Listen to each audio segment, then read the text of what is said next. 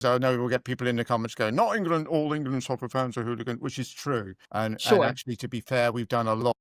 The police and the FA and stuff have done a lot to sort of down that side of our reputation. Right. By putting Benadryl in the lager is what Yeah, I heard. yeah, pretty much. I'm guessing. Yeah.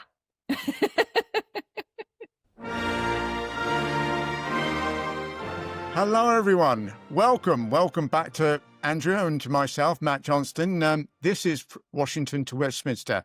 I'm the Westminster. As I say, my name is Matt Johnston. I host a show called The Interesting Times. Yes, it is coming back. Sorry, things have been a little crazy with work and all various other things. Anyway, very much representing the Washington on the other side of the screen there, and the other side of the Atlantic, whether she likes it or not. The hosting of the Phoenix News Network is Andrea Bridges-Smith. Andrea, hello.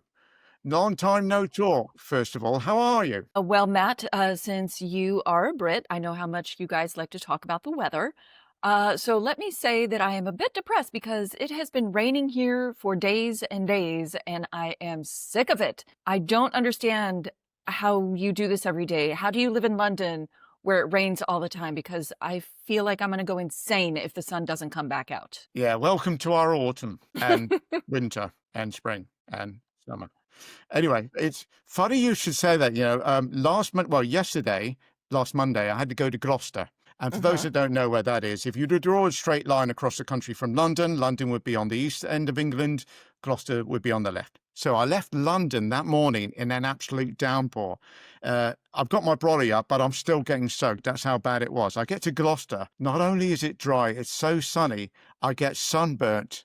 Now that in a single day tells you all you need to know about the British NR weather. And thank you very much for indulging me. But Yes. on a more serious note, I see that you've had it much worse in Texas, of course, haven't you? Yes, there was a terrible tragedy here in Texas where just an absolutely massive amount of flooding came through and swept away people and homes, including a summer camp full of young girls. And if anyone can donate or volunteer, I hope that you will. And to everyone who has already stepped up so far to donate and or volunteer, thank you for giving the rest of us some hope, because in our very polarized climate over here, no one asked what religion or political party or anything like that anyone belonged to. They just rolled up their sleeves. And although the circumstances are terrible to be seeing this display of humanity, it is nice to see that we're still capable of it at times. Absolutely. Yeah, here. What is the latest at the moment, Andrea? Are there still bodies being, are there still people being looked for? Yes, but there's not much hope at this point that they're going to find anyone else in good shape. So it's a very, very sad thing. There's a girl that is in my son's class that she was actually supposed to go to that camp in a couple weeks. Thank goodness she wasn't there when this happened. But it's very scary, and there are definitely people in our area that have been affected and have kids who are missing from there. So yeah, Sending best wishes to everyone from this side of the Atlantic, of course. thank you. Let's talk about some lighter things like politics, for example. Always a good subject. How are you? How are things going over there? I'm doing okay, thank you. And each time I sit there and think, oh, good time to take a break, things are a bit quiet, then boom, up pops something else. Bills are the big sort of thing that's been happening with us over the last month or so. The assisted dying bill passed its first reading, and now it's on its way to the House of Lords, where in all honesty, it's probably just going to get thrown out. And so what's the assisted dying bill all about? The assisted dying bill, pretty much what it says on the tin, if you've got less than 6 months to live and are in extreme pain with no hope of recovery, then you can ask for a doctor to help you to get relief from your suffering, put simply.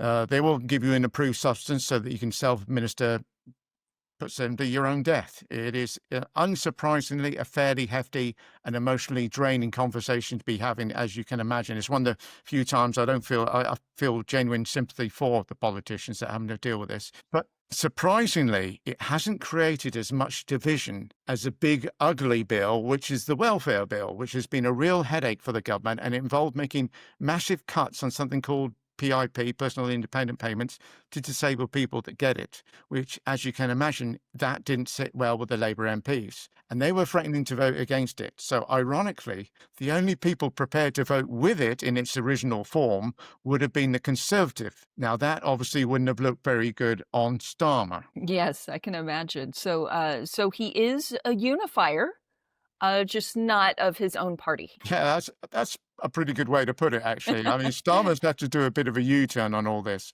And the bill that the government put forward last week basically is a watered-down one. That did get through. Even that one, though, wasn't very popular. So, not much change. Labour are unpopular and doing badly, but not as badly as the Tories, is a phrase I think I could have said at any time in the last century. Maybe, Andrea, it's time for some new parties. What do you think?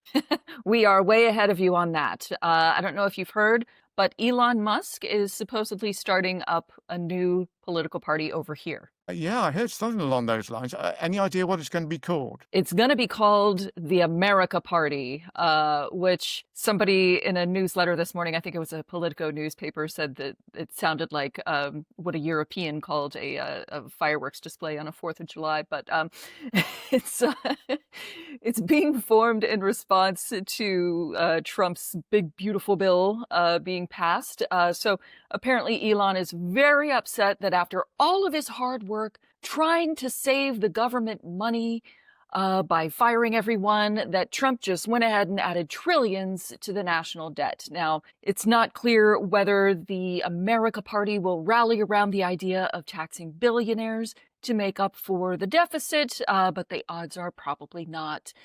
But when you think about it, Elon really should be thanking Trump because the big, beautiful, bloated mess, and that could be the bill or the president, take your pick. It'll give Elon an extra $290,000 per year, which I'm sure that he needs very badly. So yes, new party time over here.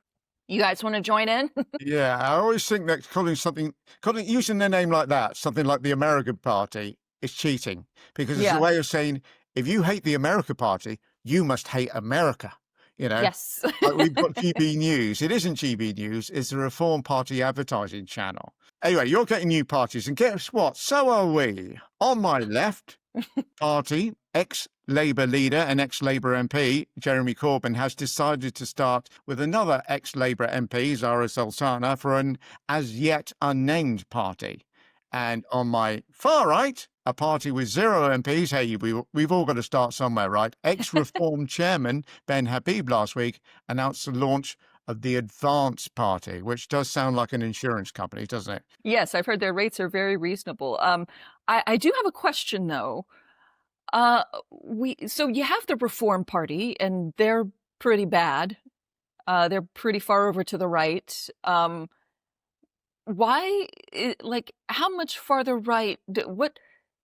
What need was going unfulfilled by the extreme rightness already of the Reform Party that these people are like, no, we have to make an even further right party? Like, are they, are we about to dress up in brown shirts? What's the plan here?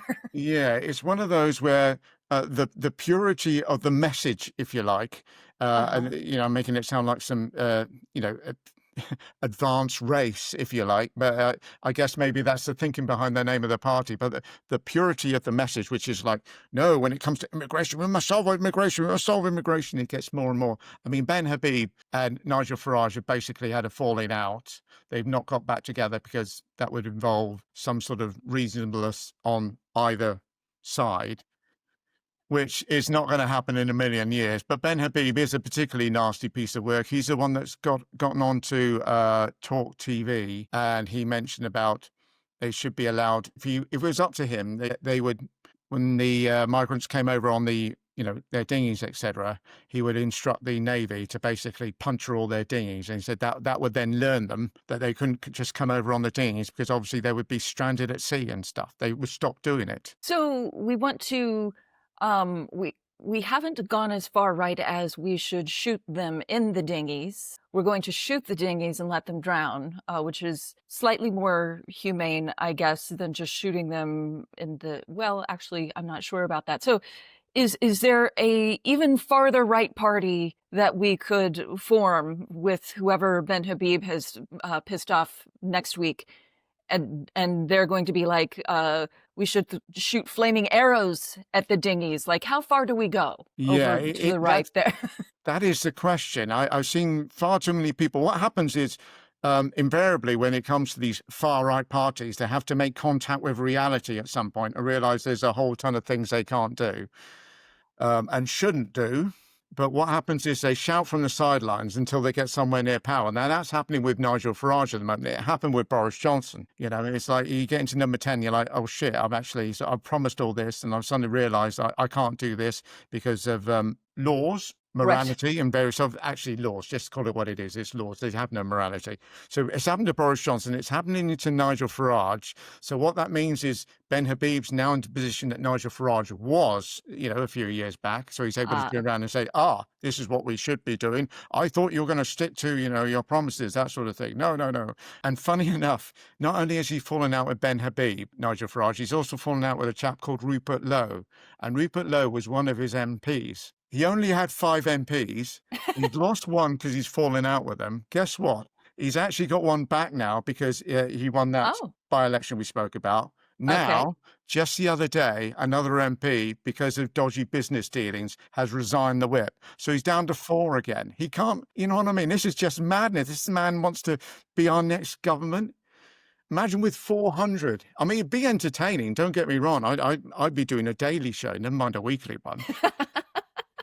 Yeah, I read something the other day that said if there was a snap election right now, that Starmer would probably be in big trouble, and that Nigel Farage would have a pretty good chance of winning, which Yeah.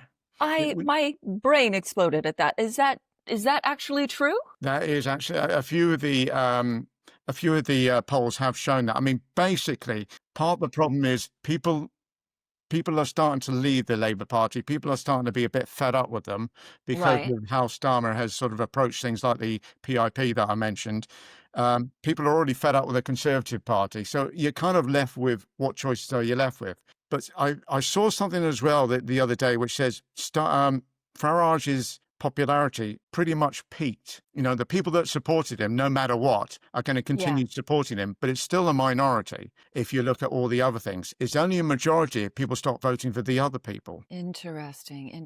Okay. And then as far as the new outfit that Corbyn is starting up, what do you think the odds of success are of that? And why do you think he did that instead of going to one of the other parties on the left? You might ask yourself why it's taken him so long. He's been in is it 40 odd years? He's been in sort of an MP, and aside from the point where he was elected, obviously leader, that was an interesting time as well. He's stood up and voted against the government in over 400 times. I mean, as I say, there's Conservative MPs who've done 40 years who haven't voted against the Labour Party 400 odd times. So it's quite extraordinary that it's taken him this long. He's now in his 70s, and he's decided, I'm going to start another party, because basically they stopped him from being elected. They couldn't kick him out of the party, but they stopped him from being elected, stopped him from standing as a Labour candidate in Islington. He won it anyway. He's very popular in Islington. So, he won it no matter what. But yeah, that's where we are. He's obviously after a more socialist agenda. And you know what? I could see that working. I genuinely could. I don't think he's the man to do it. I think we need a more savvy individual rather than, it's one of those, he's always been more of a politician of protest and of power. So it's interesting that you mentioned this because I don't know if you heard about the New York City mayor primary. Yes. So the winner there was surprise winner.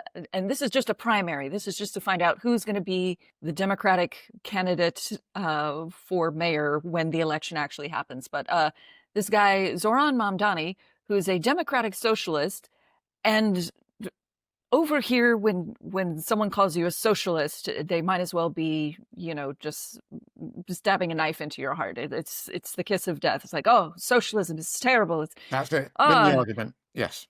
Yes, it's like people might get healthcare or something. But anyways, But he ended up winning, and he sort of ran this very different kind of campaign where he was like, I'm going to focus on three things: rent control, free buses. I forget what the third thing is, but those first two turned out to be pretty important. And people were like, yes, making the rent not get more expensive, let's do that. That sounds great. Let's stop getting gouged on our rent. And he won like in a landslide. But he, obviously has more of a socialist bent. And I think it's interesting that at a time where the, right wing is getting so far right that I'm like, maybe the left wing is going to start Yeah, getting absolutely. more left. I hope somebody over here is taking notes for this guy as well. I saw that. I was very impressed. It's a very simple sort of message, isn't it? You give yourself three things that you know that you can do within the first Yeah. year, and you Yeah. run on that. And then when people ask, oh, what's it? And I think that's been one of the issues with Starmer. It's always been sort of, he had the one word change, but that's only going to get so far, especially when you don't particularly change as well. So I think he's starting to run out of room a little bit. There have been calls. There's quite you'll see if you have a look at the BBC's website and various other sort of British publications, there's been quite a lot of people talking about, is this the end for Starmer? I don't think so. Still got a 400 odd seat majority, but that climb down has been a bit of a, it's been a bit of a wake up call, shall we say. So yeah, going to be interesting to see where we go. Well, I mean, you guys, I know you like to change prime ministers a lot. Yes. So, this one is getting a little stale. He's been in power for what, a year now? Yes. Oh. Goodness sake, it's been a year now yes, absolutely. The lettuce has long since wilted since he got into office. So That's 12 Liz Trusses. Come on, time to go. So, before I go any further, and just in case I forget, I did want to wish you happy 4th of July for last week as well. I know you were talking about it before we went on air, and you mentioned you had a bit of a washout, but as a generic thing, no hard feelings. Happy leaving us day. Thank you. That is very mature of you. It feels like we're co-parenting the children very well. It's very, I know some words were said during the divorce that were difficult to forget, but I feel like we have, gotten to a place where we're good co-parents now. So Yeah, yeah, absolutely. And hey, if you ever want to chat, pick up the phone. Actually, what am I talking about? Don't pick up the phone because it'll be Donald. So yeah, don't bother picking up the phone. I'll just come over and I'll bring some papers and I'll just stay there. How's that sound? That's good. That's good. Get your people to call my people. Absolutely. There we go. So I don't know if you know, and this is really rubbish segue, but anyway, it is the Women's European Football Championships that are going on at the moment. You may not know that. Okay, fair enough. That's not really the point I want to make either, but the Men's Football World Cup is happening next year alongside the Olympics, happening both in the same year. Unusual, right? Do you know which country they're happening in, Andrea? Actually, that happens every 4 years, but do you know which country they're happening in? I believe it is going to be here. Yeah, that's right. You guys have the world's two biggest sporting spectacles coming to your shores. And I know Trump's going to say it was down to him or something like that. Anyway, that means that people will be coming from all over the world to enjoy said spectacles. Or will they? Yes. I mean, if you can get into the country, good luck. Pro tip, before you do come to America, you're going to want to wipe your phone back to factory settings so that there's no trace of your social media accounts on there. And if you are planning to smuggle drugs into the country, up your bum, as you guys would say in Britain, maybe just go ahead and do them all on the way to the airport instead. It'll make the waiting in line to be scanned part a lot more fun. Or maybe, perhaps what you could do is smuggle drugs in your phone and wipe your bum back to factory settings. Hey, these are both great options.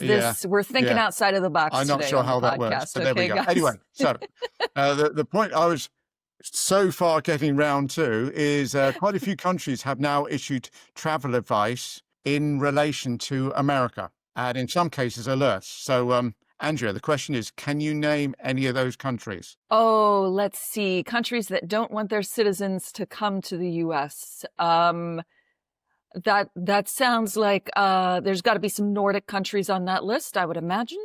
They're the same lot. Right. Okay. The Germans, the French. Yeah, the Germans Okay. certainly. Yeah. The UK, is the UK on that list? We have. Okay, okay, that's so interesting. Was that after Keir Starmer came here and just got torn apart in the little White House briefing meeting? Yeah, it's just like, don't go there, guys. You're crazy. I was lucky to get out with with my life. Yes, there we go. That's right. He made me pick up his papers later. Yes, yes. And well, I can name the others for you. New Zealand has actually gone a stage further. What they've done is they've given a level 2 warning. You get kind of issued general advice. You get a level 1 warning, which is sort of things are likely to be a bit sort of terrible. Level 2 warning, I think, goes up to about level 4 or something, which is don't go. But yes, that gives you some idea of yeah. They've got a 4-tier system to rank global destinations based on safety and stability. And the US, you guys are currently level 2. And I'll read you what it Okay. says. Exercise increased caution. This designation places the US alongside many other stable Western nations, but flags ongoing issues such as violent crime, gun-related incidents, and civil unrest as reasons for the advisory. Well, I've got the Yeah. UK here. Okay, the UK urges its citizens to comply strictly with US entry regulations. I don't think there's any other way, is there? British nationals are warned that failing to meet administrative or visa requirements can result in detainment or deportation, risks that have drawn greater attention in the post-Brexit era and amid Trump-era policies. Interesting, And interesting. meanwhile, just read the last bit. Canada and Australia maintain reserve stances, acknowledging crime risks in specific areas, such as the US-Mexico border, without broadly questioning systematic safety or governance. Interesting. Yeah. And now people are going to try and come here to watch the Olympics or participate in the Olympics. You just know that there are going to be stories where some Olympic squad from, Vanuatu or wherever is going to try and come into the country, or, maybe it's the Samoans, because the Samoans like to get oiled up before they do the Olympic thing, so they're gonna be like, hey, too much baby oil in the luggage, it's starting to feel a little P Diddy, let's Yeah, get these that's guys over here. And before you know it, they're back on a plane to Samoa, and it's like, well, hey, we were trying to do some Olympics here, guys. I tell We you know who what. these guys are. Yeah, if you, it's a great opportunity for you guys to win the World Cup. I can give you the teams now that are likely to win it, and you just stop them at the airport. That's it. Job done. USA versus USB, that sort of thing. Yes, exactly. We'll split our squad into, two different shirts, and we'll just have them play each other. I wonder if in that case they might fall down less and grab their knees if they're on the same team. I don't know. I don't know how that works. Something We're to kind of watch getting for. out of our depth here a little bit, aren't we? We're talking sport, and we're getting just a little bit.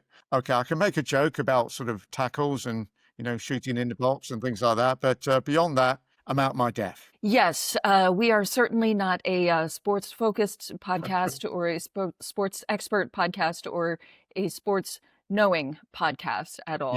Yeah, Disclaimer for everyone: we do not know what we are talking about in the sport part. But the international relations part, we got you covered on all over it, that. all over it. Especially specifically about 2 countries, Germany and Norway. Right, No, I'm kidding. right. Yes, yes. I think it would be interesting. What would be most interesting is if Donald Trump, he couldn't help himself but turn up to a World Cup football game, right? Of course, of course. It'll be interesting to see the reception he gets. Now, I say this as somebody that has, and I do like watching the World Cup, to be fair. I think it's fascinating to see 2 teams that would never normally play each other. It's just a marvelous spectacle. But the British, yes, but the English particular, the England team, which I think are there, I'm not sure. See, I don't even know that much, but yes, just assuming that they're there, their fans have a way of, they have a very brutal sort of chanting. Yes. So it would be delightful if Donald Trump turned up and they could turn their ire and their, let's be honest, rather dark humor on him. I think it'd be a joy to see, because what can you do? 30,000 people, what's he going to do? You know, you can't deport 30,000. Well, I suppose he could, but that's the other issue with England football fans. If you send ICE agents in, you're going to have an issue. ICE versus soccer hooligans would be a very interesting time. You know, you say you can't deport 30,000 people at once, but in the big, beautiful garbage bill, there's actually a whole lot more funding for ICE. There's a new detention center in Florida now. I don't know if you heard about this, called Alligator Alcatraz. Is that a real thing? That is a real thing. There's a sign on the front of it that says Alligator Alcatraz. So what they did is they built this detention center basically in the Florida Everglades. It's surrounded by swamps, and the swamps are infested with gators and pythons. And so if anybody did try to escape from the place, they would have to fight Mother Nature to get to safety. And that's what we're doing now. And speaking of the travel advisories, you know, we obviously have travel advisories for our citizens telling them not to go to other countries. But we are making deals with a lot of those countries, much the same way that you guys did with Rwanda. And indeed, Rwanda is one of the countries on the list. But we're talking about sending people to like Sudan. And given all that has gone on in Sudan, I don't know that they need more on their plate, let's say. They seem to have plenty to keep them busy right now. So I don't know that us adding extra people to the mix is really making sense. So all that to say, English soccer hooligans, be careful. Because you could end up in Sudan instead of back in your own country. It's a thing that could happen. It's a good point, and I would say yes. Please be careful, England soccer hooligans. But England soccer fans. Please be careful. The England soccer hooligans. It doesn't matter what I say because you're not going to be. So just to make that distinction, because I know we'll get people in the comments going, not England, all England soccer fans are hooligans, which is true. And actually, to be fair, we've done a lot. You know, the police and the FA and stuff have done a lot to sort of down that side of our reputation. Right. By putting Benadryl in the lager is what I heard. Yeah, pretty much. I'm guessing. Yeah. Okay, great. Well, I think this was an episode full of bold solutions to the world's biggest problems. That's what we do. That's what we do. We are going to wrap it up there, but we will be back before you know it with more. In the meantime, you can catch Matt over at his channel, The Interesting Times. Matt, are you doing a new episode this week, or when do you think you're going to be back in action? Fingers crossed. I've got all this time off, you know, because of the job and stuff. But fingers crossed, I want to get an episode out on Sunday. Okay, great. Everybody head on over there on Sunday, and Matt will hopefully be there with some good stuff for you. We are going to be back on Monday with a new twist on our old show, so stay tuned for that. And of course, anytime you want a little snack of news, we have our YouTube shorts going on throughout the week. So till then, take good care of yourselves, and we'll see you next time.